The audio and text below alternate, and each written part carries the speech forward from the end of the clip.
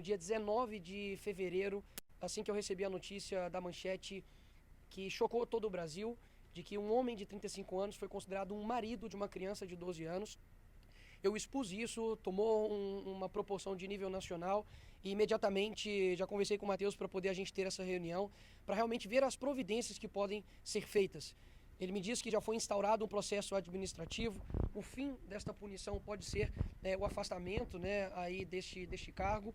A gente sabe que gera uma revolta absurda, principalmente nos pais, nas mães, em todos nós, porque o caso ele é extremamente atípico.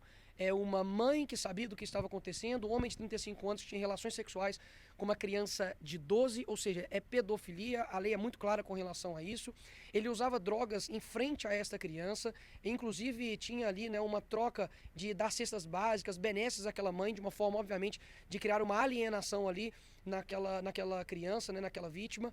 E a gente precisa, né, obviamente, tomar uma providência. E esse desembargador, né, que foi o relator deste caso, outro desembargador ali daquele colegiado deu o voto de acordo e uma outra desembargadora foi contrário totalmente a este caso, mas com maioria de votos isso foi passado para frente, está indo agora, né, para a instância superior, espero que isso seja revertido, mas a verdade é que na primeira instância tanto a mãe quanto este criminoso foi condenado a 9 anos de cadeia.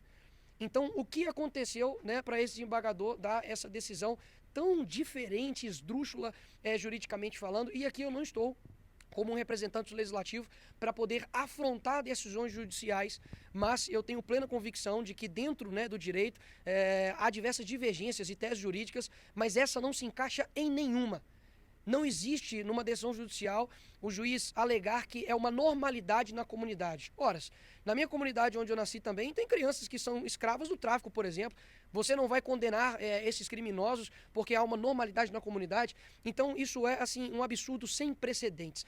Na minha visão, né, como ser humano, como deputado, como pai, eu pediria uma punição ainda pior. Ainda pior, porque vamos lá, se a pessoa que cometeu este abuso foi condenada a 9 anos, quem chancelou este abuso não deveria sofrer o quê de consequência? Essa é a pergunta que a população está fazendo agora neste momento. E levei alguns novos fatos também para o presidente do Tribunal de Justiça, que diz respeito a, logo após a essa exposição deste caso, um sobrinho desse desembargador alegou um suposto abuso também quando ele era criança. E nos comentários também se houve ali uma outra moça que disse que também foi abusado enquanto estava trabalhando na casa desse desembargador. Ou seja, ele precisa sim ser punido. Matheus também me trouxe uma outra coisa que eu não sabia a respeito desse mesmo desembargador, de que ele estava, ele estava invalidado, né, ao seu trabalho pela UFOP, mas estava recebendo este salário. Ou seja, aposentadoria por invalidez, mas estava recebendo durante quantos anos? 13 anos. 13 anos o salário da UFOP. E ainda assim estava, né, trabalhando ali no colegiado da Nona Câmara. Ou seja, para mim ele deve ser punido no rigor da lei, no sentido de ser afastado do cargo. Ele deve devolver o dinheiro que ele recebeu durante esses 13 anos.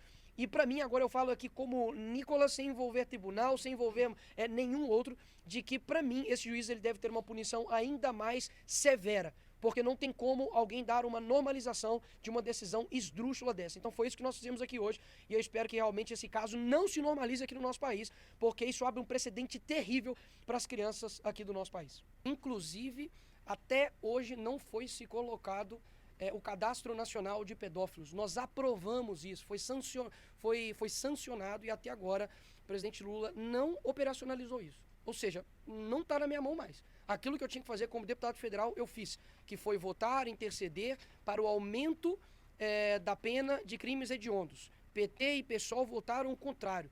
Eu não quero colocar isso, está distante desse caso, tá? Eu não quero polarizar esse caso entre direita e esquerda, porque esse caso em específico é uma questão, sinceramente, para mim, humana. Quem tiver do lado do criminoso, um cara de 35 anos, que está abusando de uma criança de 12 anos e usando droga na frente dela e comprando a mãe dela com cesta básica, sinceramente, para mim, perdeu qualquer tipo de sanidade mental.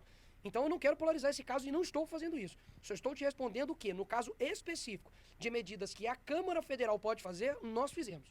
Que foi aumento da pena para crimes hediondos. Para mim, um cara que comete um crime desse, ele não tem que sair da cadeia. Então, a única coisa que eu peço e o foco aqui hoje é punição para esse criminoso, que ele volte para a cadeia inclusive a mãe, que foi complacente a isso, e também para que este juiz, falando aqui agora de forma institucional, que ele sofra as consequências administrativas, que ele seja afastado do cargo, mas como Nicolas Ferreira, para mim, ele tem que ser preso.